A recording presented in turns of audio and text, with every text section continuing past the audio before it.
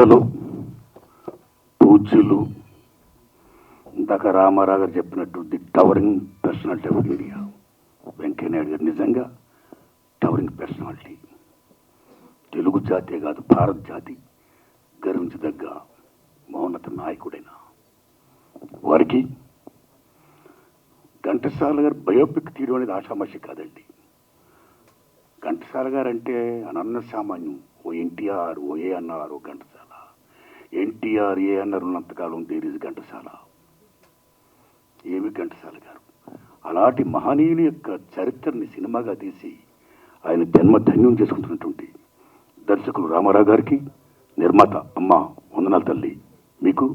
హే తమ్ముడు come come. NT Rama Rao Srikrishna పరమాత్ముడు వేస్తే దండం పెట్టాం. అక్కినేని నాగేశ్వరరావు గారు బాటసారి వేస్తే దండం పెట్టాం. ఇవాళ ఈ తమ్ముడు ఘంటసాల గారు వేషం వేసి ఆయన జన్మ ధన్యం చేసుకున్నాడు. శబాష్ శబాష్ శబాష్. Good luck, all the best. వారికి సుబ్బారాయ శర్మ గారికి, అశోక్ కుమార్ గారికి ఇద్దరు అశోక్ కుమారులు. అమ్మ తల్లి మీకు, దోమతి సార్ నమస్కారం మీకు. ఏ ప్రభు మీకు అందరికీ వందనాలండి. పెద్దలు ఉన్నారు. నాకు ఘంటసాల గారి గురించి చాలా మాట్లాడాలనిపిస్తుంది, వెంకయ్యనాయుడు గారి గురించి చాలా మాట్లాడాలనిపిస్తుంది. నేను కాసేపు మాట్లాడొచ్చా? Sir sir sir sir Ghantasala గారు అంటే మనందరికీ ఒక గాన గంధర్వుడుగా, ఒక గాయకుడుగానే పరిచయం. కానీ ఆ మహనీయుడు మీరు నమ్ముతారా? స్వతంత్ర సంగ్రామ పోరాట యోధుడైన ఘంటసాల గారు. ఆషామాషి జీవితం కాదు, జైలుకి వెళ్ళాడైనా, మా కొద్ది తెల్లదొరతోనన్నాడైనా. పాట పాడుతూ ఉద్యమాలు చేస్తూ బీభత్సంగా ఘంటసాల గారు చేసిన ఉద్యమం జైలుకి వెళ్ళి మామూలు కాదు, నవ్వుతూ నా భవిష్యత్తు. ఆ మహానుభావుడు ఎక్కడ కృష్ణా జిల్లాలోన పుట్టి సంగీతం నేర్చుకోవడం కోసం విజయనగరం వెళ్ళి ఆయన పేదవాడు ఇంటింటా దండుకొని వారోత్సవాలు తీసుకొని సంగీతం నేర్చుకుని అక్కడ కలవర్రానని విజయనగర సామ్రాజ్యంలో ఒక నాట్య కళాకారుని ఆవిడ. ఈ బాబు యొక్క ఘంటసాల గారి యొక్క ఆ జీలను చూసి ఆవిడ చేరదీసి గొప్పవాడు చేస్తే ఆ మహానుభావుడు అంటాడు గొప్పవాడైన తర్వాత, నేను ఈ వేళ ఇంత గొప్పవాడిని అయ్యానంటే ఆ వేళ ఈ ఇంటింటికి నీళ్ళు అడుక్కున్న ఆ అన్నం ఎవరున్నారు, ఆ తల్లి ఏ తల్లి వేసిందో ఆ భిక్ష వల్ల ఈ వేళ అంత గొప్పవాడిని అయ్యాను అని చెప్పిన గొప్ప గ్రాటిట్యూడ్ మనిషి ఘంటసాల. ఘంటసాల మామూలు మనిషి కాదు. అలాంటైనా ఏమి పాడాడు, ఏమి మహానుభావుడు, అమరగాయకుడు. భగవంతుడు ఉన్నాడో లేడో తెలియదు కానీ నిజంగా భగవంతుడు ఉన్నాడు నేను శ్రీకృష్ణ పరమాత్మ యొక్క గీతోపదేశం పాడితే మనందరం కూడా దండం పెడతాం, తన్మత్యంతం. ద ఘంటసాల గారు great contribution to India, not only India, all the world and Hinduism. That is Bhagavadgita. Enough. ఒక సంగీత దర్శకుడిగా ఏం టాపర్ అయినా, ఒక సింగర్గా ఏం టాపర్ అయినా, ఒక స్వతంత్ర సంగ్రామ పార్టీ ఎదురుగా ఏం టాపర్ అయినా, ఇన్ని కోణాల్లో ఇన్నిట్లో ఉన్న మహనీయుడు చాలా తక్కువ వయసులో 52 ఏట ప్రారంభించాడైనా. 2 సినిమాలు తీశాడైనా. 2 సినిమాలు కూడా బాగా ఫ్లాప్ అయ్యాయి. ఆర్థికంగా కష్టాలు పడిపోయాడు, మామూలు కష్టాలు కాదు. అదే దశ ఆయన గొంతు కూడా డ్యామేజ్ అయితే ఇక్కడ కాణిపాకం దగ్గర చిత్తూరులో ఒక వైద్యం ఇస్తుంది వికటించి చివరికి ఆ మహానుభావుడు అమరుడు అయ్యాడు. అలాంటి ఘంటసాల గారి యొక్క చిత్రాన్ని ఈ మహానుభావుడు తీయడం, ఆ మహానుభావుడు యొక్క చరిత్ర మనం తెలుసుకోవడమే కాదు, మొత్తం ప్రపంచంలో ఉన్న తెలుగు జాతి అందరినీ విజ్ఞప్తి చేస్తున్నా, ఘంటసాల గారి చిత్రాన్ని చూడండి. ఒక ఎన్టీఆర్, ఏఎన్ఆర్ కాదు, సినిమా ఇండస్ట్రీలో ప్రతి హీరోకి, ప్రతి క్యారెక్టర్కి, ఇంక్లూడింగ్ నాగేశ్వర రామారావు కాదు, రేలంగ్ గారు కూడా ఆయన పాడి ఒప్పించి మెప్పించిన మహనీయుడు ఘంటసాల గారు. చిత్రాన్ని విజయం చేసి డబ్బు ది మోస్ట్ ఇంపార్టెంట్. ముందుకొచ్చిన తల్లి నిర్మాత అమ్మ, ఆవిడ బాగుండాలని నేను మనస్ఫూర్తిగా కోరుకుంటున్నాను. అయితే ఇక్కడ ఒక విషయం చెప్పాలి.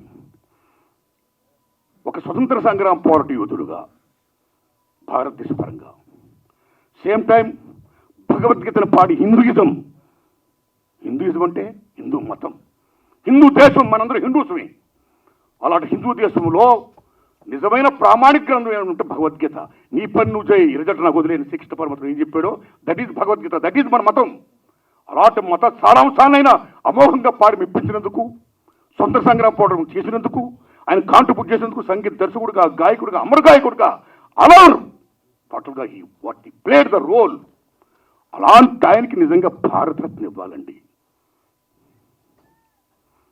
ఎస్, భారతరత్న ఇవ్వాలి.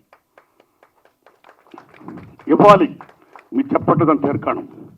కీర్ణ ఘరానా రాగంలో చాలా ఫేమస్ పండిట్ భీమశంకర్ జోషి, రైట్? ఆయనకు భారతరత్న ఇచ్చారు. భూపేన్ హజారికాకి ఇచ్చారు. ఆయన ఒక అస్సామి గ్రేట్ సింగర్. మరి ఘంటసాల గారు ఏం పాపం చేశారండి? ఆయనకి ఇవ్వలేదు భారతరత్న. అక్కడ మన ఎన్టీ రామారావుకి ఇవ్వాలా, అక్కడ ఎంజీఆర్కి ఇచ్చారు. ఇక్కడ మన ఘంటసాల గారికి ఇవ్వాలా. నిజంగా చెప్పాలంటే ఓట్ బ్యాంక్ పాలిటిక్స్ దాంట్లో భాగంగా వాళ్ళు ఎంజీఆర్కి ఇచ్చి ఎన్టీఆర్కి ఇవ్వకపోవడం ఏంటండి? పండిట్ భీమ్సింగ్ జోషి గారికి ఇచ్చి ఘంటసాల గారికి ఇవ్వకపోవడం, భూపేన్ హజారికి ఇచ్చి ఘంటసాల గారికి ఇవ్వకపోవడం ఏంటండి? వీళ్ళు నేషనల్ లెవెల్లో పాలిటిక్స్ ప్లే చేశారు, కాంట్రిబ్యూట్ చేశారు, సేవారంగం చేశారు, కళారంగం అన్ని రకరకాలకి ఇవ్వాలి. నేను మనస్ఫూర్తిగా ఘంటసాల గారికి, ఎన్టీ రామారావు గారికి భారతరత్న ఇవ్వాలని మనస్ఫూర్తి కోరుకుంటున్నా.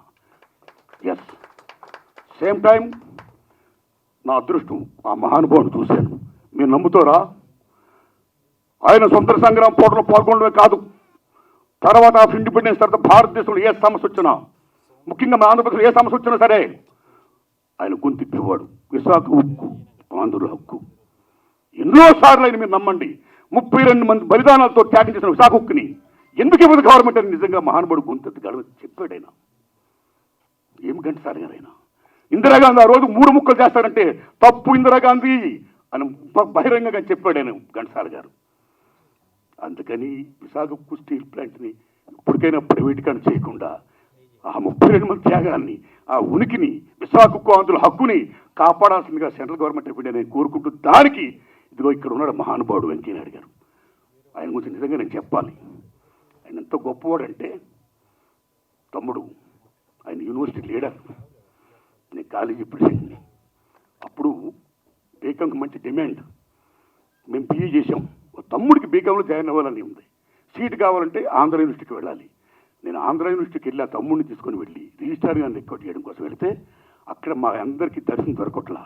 ఇంకెవరు చేయాలి? ఏం చేయాలంటే వెంకయ్యనాయుడు గారిని పట్టుకోవాలి అని వెంకయ్యనాయుడు గారి కోసం వెయిట్ చేస్తుంటే లీడర్, డైనమిక్ లీడర్ వెంకయ్యనాయుడు గారు ఏమి విశాఖకు స్టీల్ ప్లాంట్ కోసం ఏం చేశాడైన ఉద్యమం, జయాంధ్ర ఉద్యమం ఏం చేసి అగస్టిన్ వెంకయ్యనాయుడు గారు అసలు వాడు వస్తుంటే అసలు మామూలు కాదు. ఆ వెంకయ్యనాయుడు గారి కోసం వెయిట్ చేస్తుంటే వెంకయ్య గారు వస్తున్నాడు. నేను దండం పెట్టా, ఏం తమ్ముడు అన్నాడు. సార్ ఇలా సీటీ చేయండి సార్. మీరు నమ్మండి, ఆ కాగితం తీసుకొని అలా వెళ్ళి రిజిస్టర్ గారి దగ్గరికి వెళ్ళి సంతకం చేయించి సీటు మాకు గ్రాంట్ చేయించేసి వచ్చేసి సీటు మాకు ఇచ్చేసి ఆయన వెళ్ళిపోతున్నాడు అంతే.